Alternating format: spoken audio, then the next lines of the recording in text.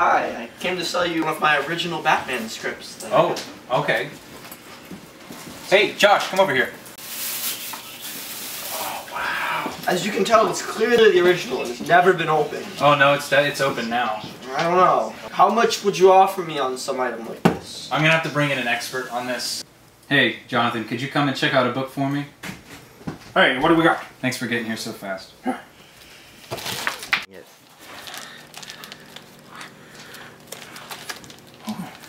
This is not real, sir. Go. You're welcome. Let's go dress up like zombies.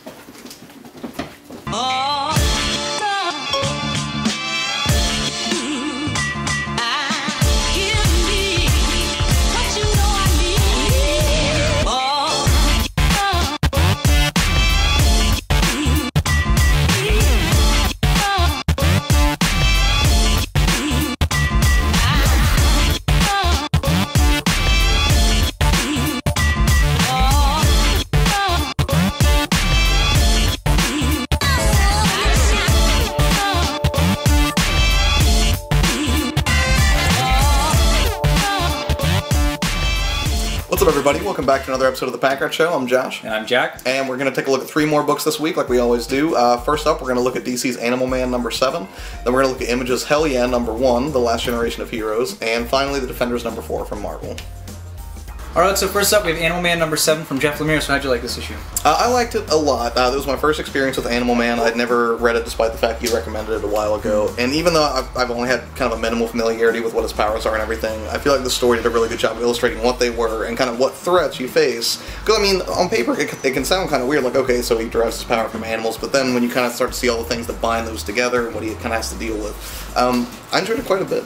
Yeah, I liked it a lot too. I've been reading this series since it started and I really enjoyed it since then too. There was a little bit of change up in the art. Travel Foreman did the previous issues and is leaving the book. And Steve Poog is taking it over, and I was kind of nervous about the art change, but I was pleasantly surprised. I really liked the new art direction on it. And this was just a really cool issue. There's a lot of stuff going on with the prophecies of what could happen if the Rot takes over, and showing where all the characters that are involved are going to be. And I always like those kinds of prophecy issues that are really cool and exciting. So it's definitely a really good DC book, and if you aren't reading it, you should check it out. Right. Alright, next up we've got Hell Yeah #1 from Image Comics. Jack, what did you think about this as a brand new series? I liked it quite a bit. I've seen interviews with the writer about this series, and he's been kind of promoting it in a little bit differently than the way it came out, but I do like the way that it came out. It's a cool take on superheroes and setting up an interesting story that I am interested to see what comes next, so they did a good job in that regard. I just wish I could have gotten to know the main character a little bit more. Right. One of the things I did like about the main character, though, is kind of like right from the outset, you do kind of get the feeling that he's just kind of an average superhero in a world populated with superheroes, and I also like the way they kind of explain like how the world kind of got to that point. It's not just assumed that there are superheroes in this world. It kind of shows, you know, the sequence of events leading up to that.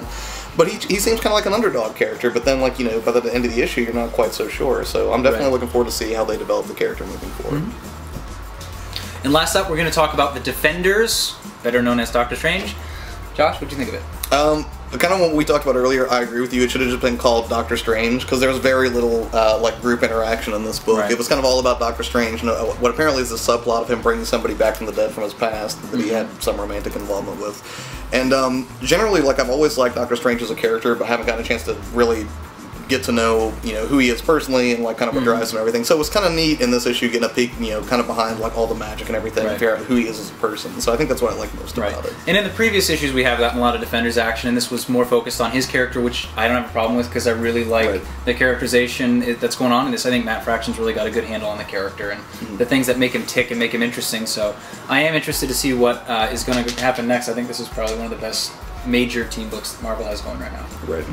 And I think one more thing that I will say about the book is I like seeing that there are other people who are kind of aware of his presence in New York and kind of his reputation. So he's almost like an urban legend in Greenwich Village. Right. So kind of having like an amateur magician or whatever, like kind of make an appearance in this book and be jealous of Doctor Strange, I thought was kind of a cool little twist too. He looked a lot like Neil Gaiman. Yeah.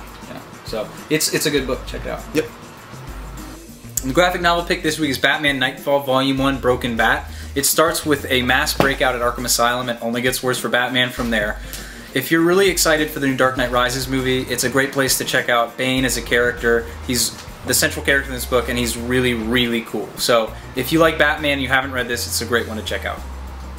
Alright, don't forget we still have our clearance sale going on, where we've got a bunch of action figures on sale, and also a bunch of $5 trades still available, so make sure you check that out.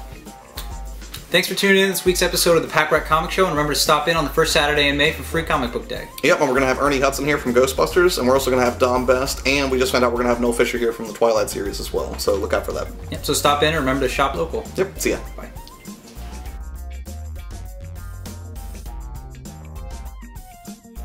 Hey John, who can make the smaller face? Yeah. What is that from? I'm gonna tell you a story about a paraplegic named Batman.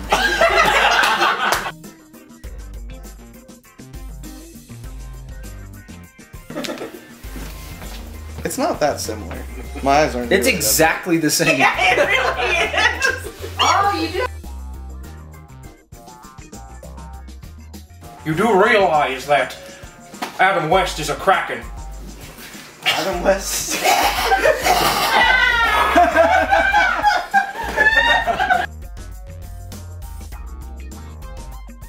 From Jeff Lemire. So how'd you like your first issue of Animal Man? I'm sorry. Are you kidding?